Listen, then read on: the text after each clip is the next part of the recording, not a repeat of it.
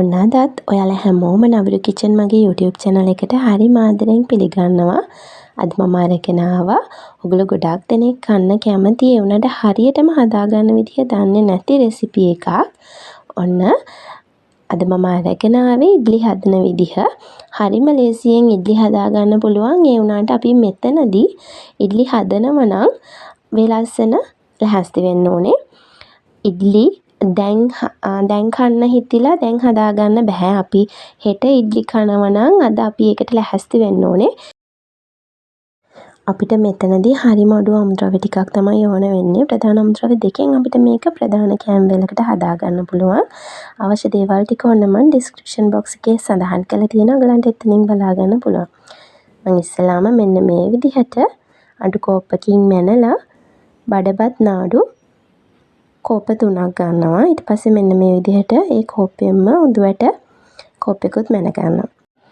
ඔන්න ඉතින් සොෆ්ට් එකට පුළුවන් වගේ ඉඩ්ලි හදනවා නම් ඔයගොල්ලෝ අනිවාර්යෙන් මේ ඉඩ්ලි එක හදන්න තෝරගන්න ඕනේ තම්බපු බඩබත් නාඩු. මම මේ විදිහට තම්බපු නාඩු කෝප 3ක් අරගත්තා. ඊට පස්සේ මම අරගත්ත උඳු කෝප්පේ මෙන්න මේ විදිහට උළුහල් තේ හැන්දක් දාලා හොඳට හොද ගන්නවා. ඊට පස්සේ උඳු වැටවල කළු වැට තිබ්බොත් ඔයගොල්ලෝ ඒවා අයින් කරගන්න. මෙන්න මේ විදිහට උඳු වැට ටික ඔක්කොම හොඳට හොදගෙන ඒකට හොඳට වතුර තියාගෙන මම ඒක පැත්තකින් තියාගන්නවා.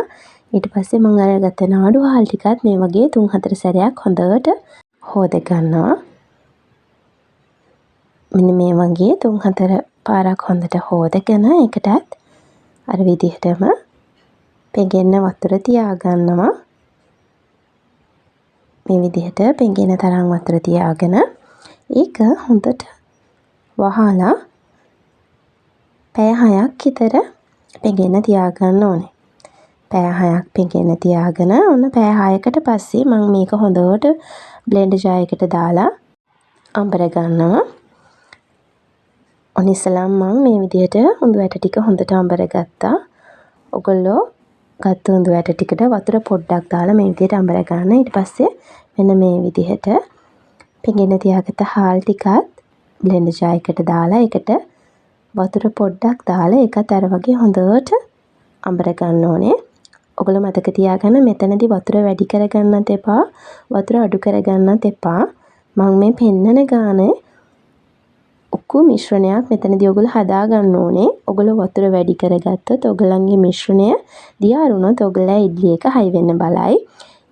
ඒ වගේම ඔන්න ඉතින් මම මේ ඉඩ්ලි එක එකවර හදන්නේ නැහැ. මම මේ ගත්ත ප්‍රමාණ වලින් ඉඩ්ලි 40ක් වගේ හදන්න පුළුවන්.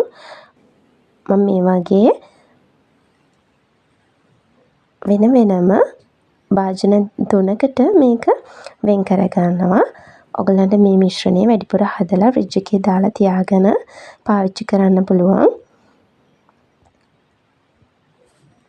ඔන්න මේ විදිහට මම භාජන වලට මේක වෙන් කරගෙන මේක පැය 6ක් එළියේ හොඳට පිපෙන්න තියන්න ඕනේ.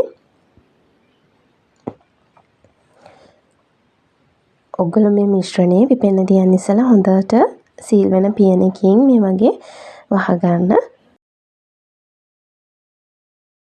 ඔයගොල්ලෝ මතක තියාගන්න මෙතනදී මම කිසිම පිපුම් කාර්යයක් එකතු කරගත්තේ නැහැ. හැබැයි මේකට අනිවාර්යෙන් උළුහල් එකතු කරගන්න ඕනේ. අපි එකතු කරගන්න උළුහල් වලින් තමයි මේක හොඳට පිපිලා එන්නේ. ඊට පස්සේ මම මේකට රසායන ලුණු දාගෙන හොඳට කලවම් කරගන්නවා. ඊට පස්සේ අපේ ඉඩ්ලි මෝල්ඩ් එක අරගෙන ඒකට මේ වගේ පිරිසිදු කපුරෙද්දක් එලා ගන්නවා. ඔයගොල්ලෝ මතක තියාගන්න මෙතනදී කපුරෙද්ද සුදු පාට එකක්ම ගන්න. පාට රෙදි කෑලි ගන්න එපා. ඒවල තියෙන පාට අපි ස්ටීම් කරද්දී අපේ ඉඩ්ලි එකත් එක්ක එකතු වෙන්න පුළුවන්. ඒක නිසා අනිවාර්යෙන් මේකට පිරිසිදු කපුරෙදි කෑල්ලක්ම ගන්න. මම මෙන්න මේ විදිහට මගේ ඉඩ්ලි මිශ්‍රණය පැය 6කට පස්සේ තමයි මෙන්න මේ විදිහට ඉඩ්ලි මෝල්ඩ් එකට දාගන්නේ. ඔන්න ඔය විදිහට මම කපුරෙද්ද එලලා ඉඩ්ලි මෝල්ඩ් එකට ඉඩ්ලි මිශ්‍රණය දාගන්නවා. මම මේ වෙලාවේදී ස්ටිමර් එක හොඳට වතුර එකක් නටන්න තියලා තියෙන්නේ. දැන් මගේ වතුර එක හොඳට බුබුලු දාගෙන නටාගෙන එනවා මේ වෙලාවේදී.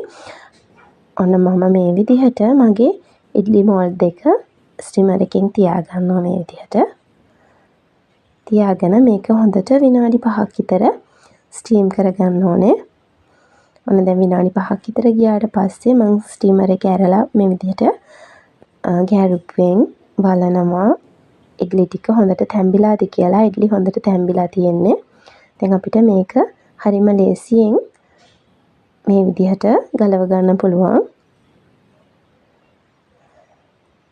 ඔන්න දැන් මම ඉඩ්ලි හදලා ඉවරයි.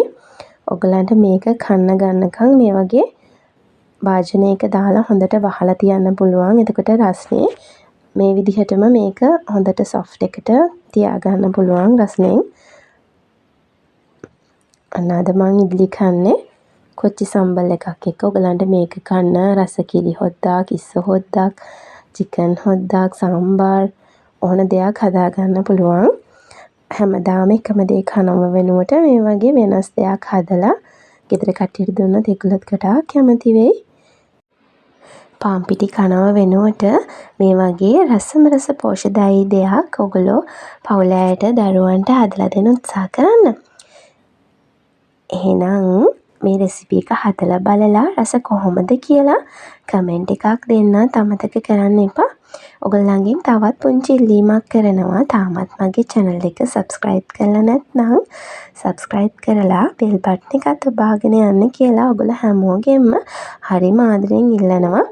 හරි එහෙනම් තවත් දවසක මේ වගේ රස රෙසිපි එකක් අරගෙන ඔයගොල්ලෝ හම්බෙන්න එන්න. එතකන් හැමෝම සතුටින් පරිස්සමින් ඉන්න. ගිහින් එන්න.